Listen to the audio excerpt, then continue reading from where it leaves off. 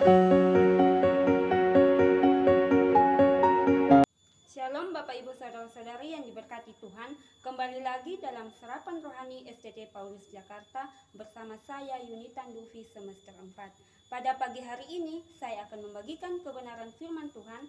Namun sebelum itu saya mengajak kita untuk berdoa. Mari kita menghadap Tuhan dalam doa. Selamat pagi Bapak, kami bersyukur Tuhan Yesus untuk di kesempatan pagi hari ini kami akan mendengarkan firman-Mu Tuhan. Kiranya Tuhan Engkau berkati kami agar firman yang kami dengar Tuhan boleh menjadi pedoman dalam kehidupan kami. Haleluya, amin. Jemaat Tuhan yang terkasih, firman Tuhan yang akan kita renungkan pada saat ini terambil dalam 1 Yohanes pasal 4 ayat yang ke-7 hingga ayat yang ke-8. Firman Tuhan dengan perikop Allah adalah kasih. Saudara-saudaraku yang kekasih, marilah kita saling mengasihi sebab kasih itu berasal dari Allah.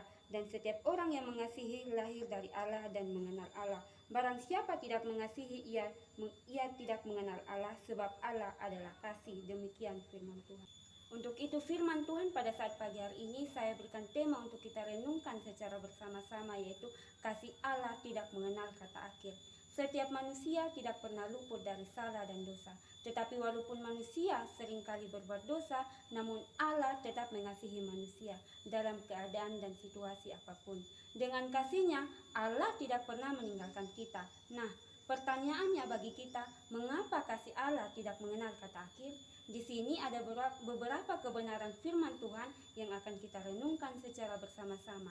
Kebenaran yang pertama yaitu karena Allah itu sumber kasih.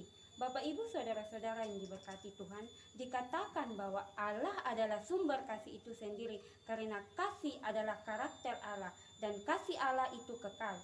Allah itu pencipta, pemelihara dan penggerak kasih. Kasih adalah inti dari hukum dan Injilnya. Di dalam Allah ada kasih yang berlimpah-limpah. Karena itu Allah mau agar kita saling mengasihi. Karena orang yang mengasihi itu lahir dari Allah dan mengenal Allah. Seseorang yang mengenal Allah sudah pasti segala tindakan dan perbuatannya mencerminkan pribadi Allah itu sendiri.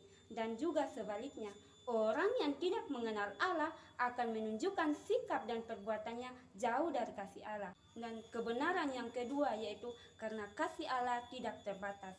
Bapak Ibu Saudara-saudara yang diberkati Tuhan, kasih Allah tidak ada akhirnya. Artinya bahwa kasih Allah itu tidak ada batasnya, sangat dalam dan tidak ternilai oleh apapun.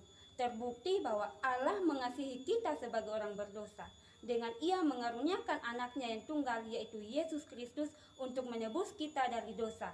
Allah tidak mau kita sebagai ciptaannya binasa, tetapi Dia mau agar kita dapat hidup berdamai dan memperoleh keselamatan yang kekal.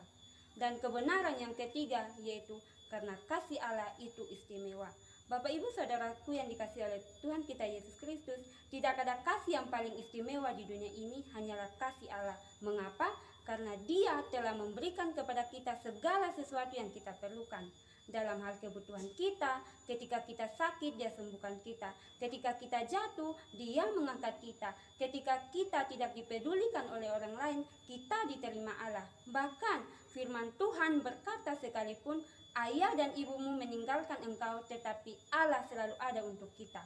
Saudaraku yang diberkati oleh Tuhan, ini menunjukkan bahwa Allah memiliki kasih yang lebih istimewa dalam kehidupan kita. Allah menjadi teladan bagi kita dalam hal mengasihi. Apakah kita mau menolak mereka yang dikasihi oleh Allah? Tentu saja tidak. Ketika kita harus mengasihi sesama kita, bahkan semua orang, agar mereka juga dapat merasakan kasih setia Allah. Oleh karena itu Bapak Ibu Saudaraku yang dikasihi oleh Tuhan, firman Tuhan yang menjadi sarapan rohani kita pada pagi hari ini menasihati kita semua agar kita hidup di dalam kasih Allah dan memancarkan kasih itu kepada semua orang. Karena kasih Allah tidak pernah mengenal kata akhir. Tuhan Yesus memberkati firman-Nya. Amin.